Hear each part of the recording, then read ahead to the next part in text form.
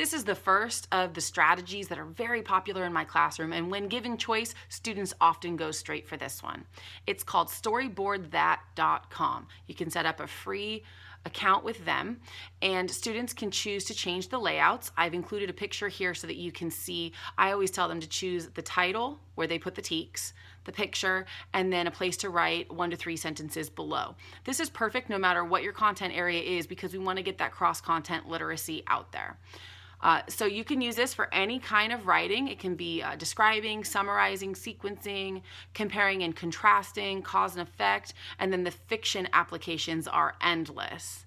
My suggestion for this one, though, is it does need to be in middle school or higher if you want the students to do this independently. You need to set clear expectations, and you certainly need to show them an exemplar so that you will be pleasantly surprised when you see what the students produce.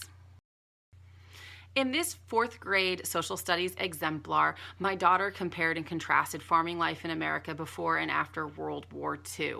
She didn't have to put a title, but she did write the sentences afterward, and she very much enjoyed dragging and dropping the characters and backdrops so that she didn't have to feel like her drawing wasn't quite good enough, and she wasn't fixating too much on those small details.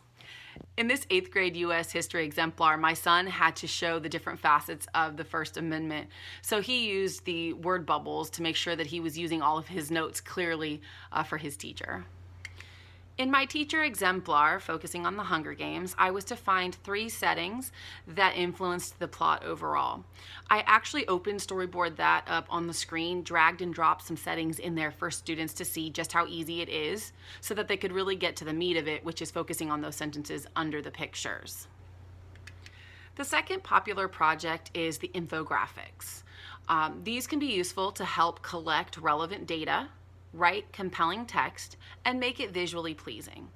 You tell a student to write an essay and they'll cringe and lock up. You tell them to make an infographic with pictures and make it look cool, and suddenly now that's their focus, is presenting something that other students will enjoy looking at and reading. There are 2 free options online that I'm aware of, Adobe Spark and Canva. While I was trained on Adobe Spark, I found it to be not quite so user-friendly, and I switched my gears to training my students to use Canva. In this teacher exemplar, you'll notice that I have a picture, a title, a quote, and then 4 separate paragraphs, each showing different teaks. These were the expectations that I communicated to my students on the assignment sheet, and then I presented here on my exemplar. Everything is editable through Canva. You can change colors, backdrops, you name it. I won't spend too much time on this 3rd and final project idea. It is WeVideo, and Fort Bend ISD has purchased licenses for all students. The great feature of this is many students will say, oh no, I don't want to find myself on screen, right?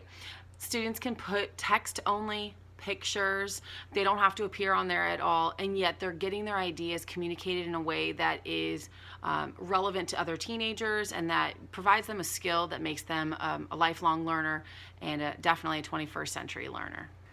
Thank you so much for joining me today on Project-Based Learning 2.0. Please feel free to contact me at any time if I can give you any templates, student exemplars, or just ideas and feedback. I love helping teachers use their passion to engage learners of all kinds. Thanks so much for your time. Take care.